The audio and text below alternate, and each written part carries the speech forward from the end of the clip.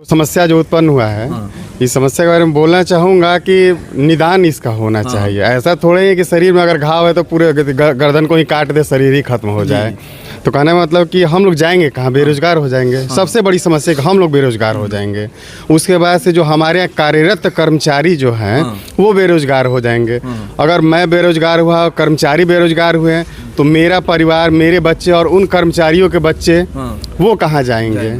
हम लोग तो भूखमरी की स्थिति हो जाएगी। तो पीएम साहब जो नरेंद्र मोदी जी माननीय इसको बढ़ावा दे रहे हैं कि इसको बढ़ाया जाए गो ग्रीन को, और हमारे डीएम साहब इसको रोक लगा रहे हैं। ना पटना में है, कोई बिहार में नहीं है, ना ऑल इंडिया में है, खाली सिवान एक शहर है कि यहीं पे ये ऐसा हो रहा है। हम तो कहेंगे कि जिला अधिकारी जी इस पर पुनः विचार करें, क्योंकि इस समस्या का निजात जो है ये रजिस्ट्रेशन बंद करना नहीं है। रजिस्ट्रेशन चालू रखें और जितनी बाहरी गाड़ियां हैं सीवान के अंदर जो BR-29 के अलावा है उनको सीवान से सबसे पहले निकालें और रूट मैप तैयार करें। ये प्रशासन की समस्या है।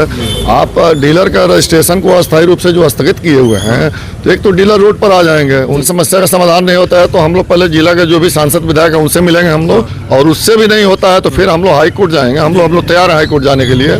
सीवान में लगभग 50 डीलर हैं, हम लोग सब एकजुट हैं, कहीं कोई समस्या नहीं है। अगर तो हम तो चाहेंगे कि जिला अधिकारी द्वारा इस समस्या का समाधान हो जाए, हमें आगे जाने की जरूरत ना पड़े।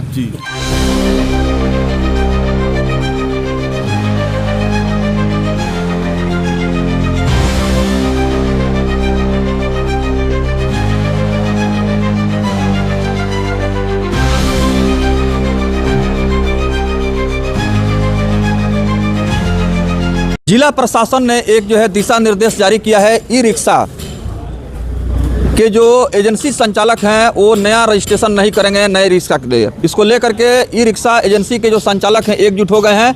उन्होंने सरकार से और जिला प्रशासन से गुहार लगाया है, मांग किया है कि अगर ऐसा हुआ तो फिर हम लोग का जीविकोपार्जन, रोजी रोटी कैसे चलेगा, व्यवसाय कैसे चलेगा, कारोबार कैसे चलेगा। और इसको लेकर के जिला प्रशासन के वरीय पदाधिकारी सभी लोग मिलेंगे, आवेदन तैयार कर चुके हैं, स्थानीय जनप्रतिनिधियों से भी मुलाकात कर रहे हैं। इसी क्रम में सामूहिक रूप से एक बैठक करके उन्होंने अपना जो है प्रस्ताव रखा है कि हम लोग करें तो क्या करें। आइए बात करते हैं ई रिक्शा एजेंसी के जो तमाम संचालक हैं, एजेंसी मालिक हैं, वो क्या कह रहे हैं। जी बताइए, अपना परिचय दे दीजिए। जी, मैं अनु इंटरप्राइजेज का ऑनर हूँ, धनंजय कुमार दुबे। कहाँ है आपका एजेंसी? मेरा मैरवा और गुठनी में है। मैरवा और गुठनी में है। सर, कारोबार कैसे चलेगा? हम लोग के पास स्टॉक पड़ा हुआ है, बैंक का कर्ज है, स्टाफ का खर्च है। उसके बाद परिवार, हम लोग जाएंगे कहाँ जाएंगे हम लोग, बताइए। बहुत सारे लोग जो है आप लोग के साथ जुड़े हुए हैं, उनका भी रोजी रोटी है, अपना भी कारोबार है, स्टाफ है, सब लोग हैं। उसके साथ सब लोग एक साथ चैनल जुड़ा हुआ है, जो भी है। हम लोग कहाँ जाएंगे, कौन सा रोजगार आप करेंगे, बताइए। और इस पे तो पीएम साहब जो नरेंद्र मोदी जी माननीय इसको बढ़ावा दे रहे हैं कि इसको बढ़ाया जाए गो ग्रीन को, और हमारे डीएम साहब इसको रोक लगा रहे हैं। ना पटना में है, कोई बिहार में नहीं है, ना ऑल इंडिया में है, खाली सिवान एक शहर है कि यहीं पे ये ऐसा हो रहा है। देखिए, जहाँ एक तरफ सरकार, केंद्र सरकार कह रही है कि इसका बढ़ावा दिया जाए, वहीं सिवान की प्रशासन उससे उलट फैसला ले रही है। आखिर ऐसी स्थिति क्यों आई है? अपना परिचय दे दीजिए। मेरा नाम आदित्य जायसवाल है। श्री कृष्णा इंटरप्राइजेज का प्रोप्राइटर हूँ मैं। महापुर में मेरी एजेंसी है। तो मैं इस जो समस्या जो उत्पन्न हुआ है, इस समस्या के बारे में बोलना चाहूँगा कि निदान इसका होना चाहिए। ऐसा थोड़ा ही है कि शरीर में अगर घाव है तो पूरे गर्दन को ही काट दे, शरीर ही खत्म हो जाए। तो कहने का मतलब कि हम लोग जाएंगे कहाँ, बेरोजगार हो जाएंगे। सबसे बड़ी समस्या कि हम लोग बेरोजगार हो जाएंगे। उसके बाद से जो हमारे यहाँ कार्यरत कर्मचारी जो हैं वो बेरोजगार हो जाएंगे। अगर मैं बेरोजगार हुआ, कर्मचारी बेरोजगार हुए तो मेरा परिवार, मेरे बच्चे और उन कर्मचारियों के बच्चे वो कहाँ जाएंगे? हम लोग तो भूखमरी की स्थिति हो जाएगी। और उसके बाद से जो इससे जुड़े, इस व्यवसाय से जुड़े हुए जितने ड्राइवर बंधु हमारे हैं, जो भी हैं, चला रहे हैं, चलवा रहे हैं, जो चलवा रहे हैं तो मान लीजिए समझिए उनके पास हो सकता है कोई और भी व्यवसाय है वो कर लें, भाई साइड में हम रखे हुए हैं। लेकिन जो ड्राइवर जिनका रोजी रोटी चल रहा है, उनके बच्चे इसी पर आधारित हैं, तो वो कहाँ जाएंगे? अच्छा, ऐसा पहली बार हो रहा है कि ई रिक्शा के जो एजेंसी संचालक हैं उनको इस तरह का मतलब कानून का नियम का सामना करना पड़ रहा है। पहली बार ऐसा हुआ है? इसके पहले तो ऐसा कुछ हुआ नहीं है? इसके पहले ऐसा कुछ नहीं हुआ सर। मेरा नाम शमसुल हक है। सिवान रिक्शा का प्रोप्राइटर हूँ। सर, मेरा कहना है कि अगर सिवान में जाम हो रहा है और डीएम साहब से हम लोग मिलना चाहते, मीरगंज जा रही है, हुसैनगंज, ऐसा नहीं सब सिवान में ही है। रजिस्ट्रेशन बंद करना ये सही बात नहीं है सर।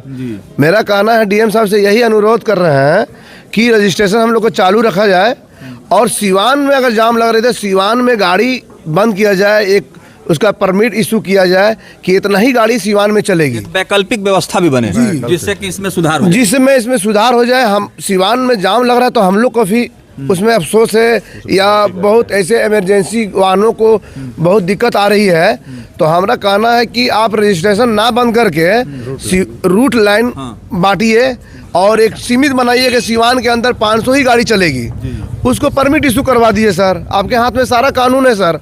चलिए, तो यही रिक्शा संचालक का दर्द है और ये पीड़ा है। दिलीप जी हमारे साथ जुड़ रहे हैं। दिलीप जी, आज का जो आप लोगों का एक सामूहिक बैठक जिसमें आप लोगों ने चिंता जाहिर की है कि हम लोगों का कारोबार रोजगार का क्या होगा, जिला प्रशासन से आप लोग मिलने भी जा रहे हैं, आवेदन देने जा रहे हैं, पूरे मामले में सिवान के डीएम से, परिवहन विभाग के अधिकारी से क्या कहेंगे?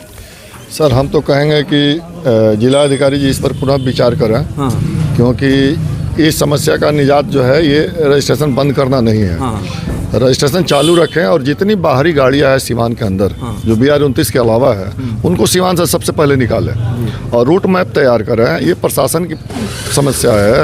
आप डीलर का रजिस्ट्रेशन को अस्थायी रूप से जो स्थगित किए हुए हैं, तो एक तो डीलर रोड पर आ जाएंगे, उनके पास जो स्टॉक पड़ा हुआ है, स्टॉक का हम यूज़ करेंगे उसको।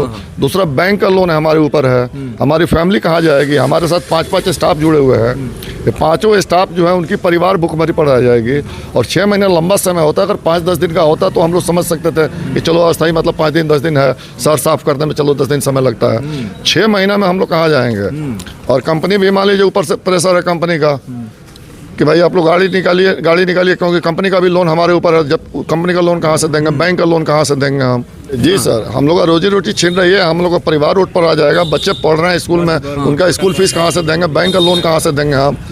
और हमारी जो एजेंसी जहाँ होती है, रूम का किराया है, बिजली बिल है, स्टाफ का पैसा है, 50-60 हज़ार रुपये महीने का खर्चा आता है। ये 60 हज़ार रुपये महीना कहाँ से हम लेके आएंगे? अभी आप लोग आवेदन तैयार कर चुके हैं, कहाँ मिलेंगे आप लोग? जी, अभी हम लोग डीएम के पास देने के लिए आवेदन तैयार कर लिए। अभी हम लोग जस्ट अभी थोड़ी देर में हम लोग डीएम कार्यालय में पहुंचेंगे और उनको आवेदन देंगे। उनसे पूछताछ होगा कि सर इस पर पुनः विचार करके इसको फिर से बहाल किया जाए, रजिस्ट्रेशन चालू किया जाए, कि ताकि हम लोग सुचारू रूप से अपना बिजनेस चालू कर सकें। मामला यहाँ से समाधान नहीं हुआ तो आप लोग न्यायालय, कोर्ट या सरकार तक जाएंगे? नहीं, अगर यहाँ से समस्या का समाधान नहीं होता है तो हम लोग पहले जिला के जो भी सांसद विधायक हैं उनसे मिलेंगे हम लोग, और उससे भी नहीं होता है तो फिर हम लोग हाई कोर्ट जाएंगे। हम लोग तैयार हैं हाई कोर्ट जाने के लिए।